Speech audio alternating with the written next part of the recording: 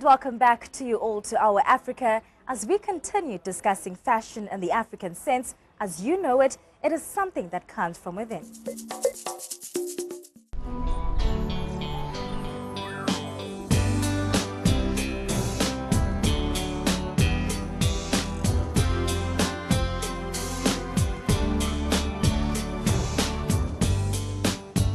In the township of Alexandra in South Africa is a designer who's plying his trade for many years. Hi, my name is Todd Mabaso. I'm born and bred in Alex, and I'm a fashion designer. My brand is Umoya Fashion. And Umoya Fashion is a soul spirit in Tsonga. Tony was taught how to sew by his grandmother, a skill that has allowed him to provide for his family. On my side, I was raised by my grandmother. My grandmother, she was a tailor, and she used to make costume for church and school uniform. That was a source of income, and she's the one who passed on the skill of designing and pushed me because I had to help her out. My father passed away when I was young, and my mother, she was crippled in a car accident. Therefore, I had to help up my grandmother to put food in the table. That's how I grew the passion of fashion through that. Unselfish about what he learnt, he has embarked on a journey to teach those around him who are unskilled and share his design trading skills with them. With my experience on the TV industry, working as a costume designer, because that's what I do most of the time, get for supporting this project. With that, I realized in the industry there's less black upcoming designers that are tapping to that market, or people who have the skill of designing as well. So I took it in myself to come back to my township and train people in my surrounding that they don't have money for them to go to the higher institution like your technicals, your university, and they didn't even finish matric. So I developed a small package how to train them the easy way for them to have the skill so they can be able to provide for their family. So that with that I train them how to design, how to develop their own patterns, how to make the garments, but in a level 1 type of skill level, because I know what they go through, I know what's happening in my surroundings. So I'm trying to bridge that gap on that set. So in the moment I teach them how to design.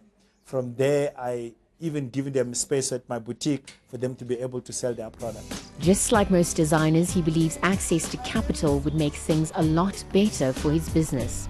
Our biggest challenge is to have source of funds to feed this industry, because our industry demands a lot, especially with your quality of the picture that you're going to post on your internet, the source of internet or media presence that you need to present to people out there to believe in you.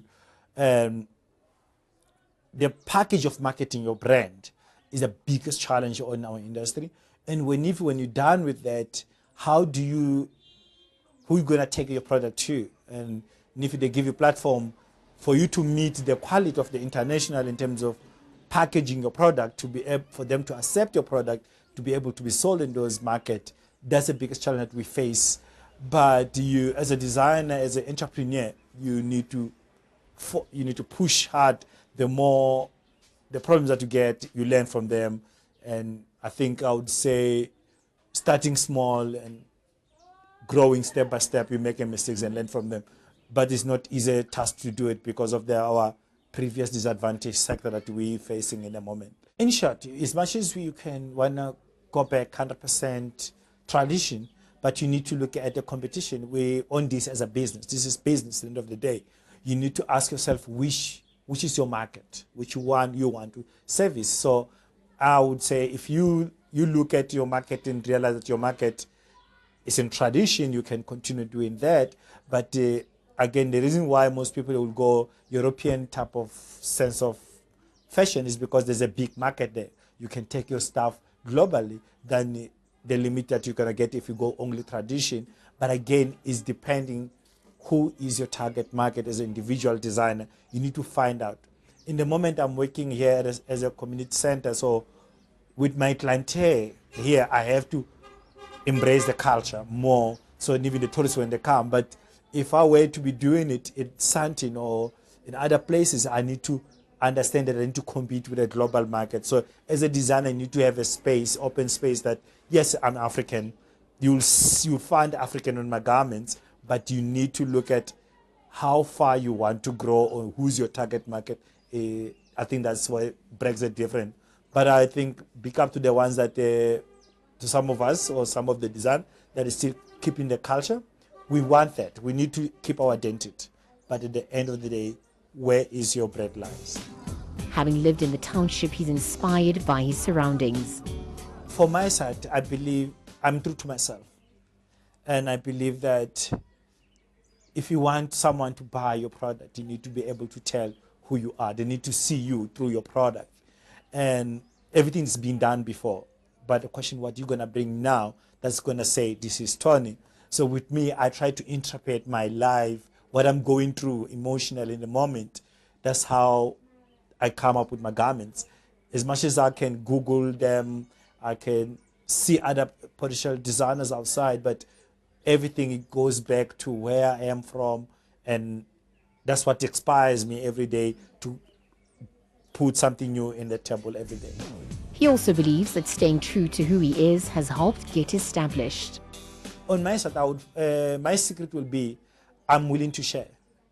My most business I get through the customs, through the student that I trained, or through the friends that I worked with. So with my side of story is because I'm willing to share with other designers or other upcoming people. So far in the moment I've been trained costume designer in the industry that are already doing well. I have designers that they're doing well. They establish themselves as a brands, and through those people are the one that give me business and share and make me who I am. So I think my secret of it is that I'm willing to share and learn to other people as well. I don't know enough. I have a space to learn more.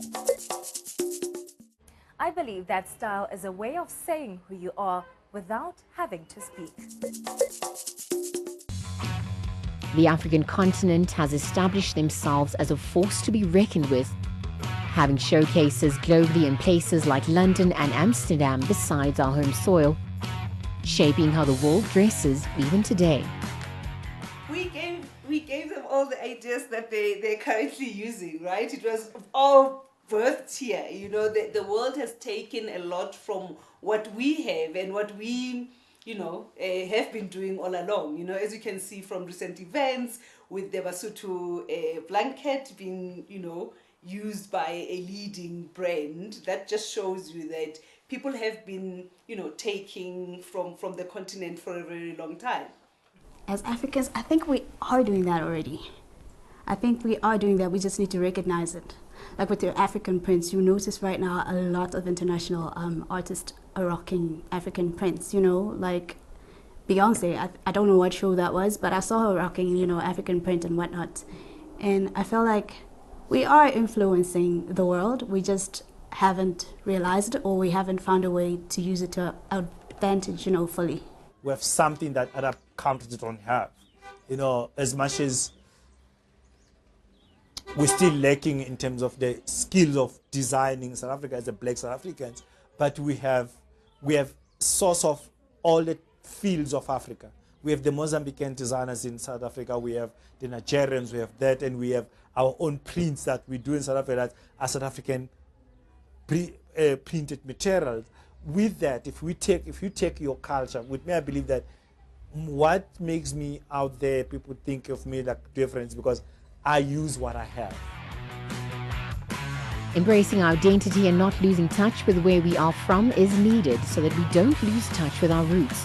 It's also important to pass our skills for generations to come, empowering them to make things on their own. Ideas are also needed to be shared as a way of breaking borders that divide us. I think fashion is a lot like music. It unites us without having to put too much effort into it. It's there. Clothing, everybody needs clothes. For me, dressing up in African fashion shows pride and embracing who we are and setting our own agenda and also telling our own stories without even opening our mouths, because we are a proud people, and by dressing up in African fashion, we communicate that we are really comfortable in our own skin. Well, for me, the success is really when it comes to connecting with customers. I listen to what the needs of my customers are. Sometimes they can't even communicate them verbally. Just when you look and you observe what's missing in the industry, what's missing when you look at clothes. So that's where I've come in. I create beautifully made garments at a great price, and also clothes that have a lot of value. You know, you buy something that you have no regrets over owning forever and ever, and creating classic pieces. For me, that is my niche, and that's how I've managed to be in this industry for more than 10 years. They say your branches only get higher if your roots go deep. Well, for myself and the rest of the Our Africa team, till we meet again next week, take care.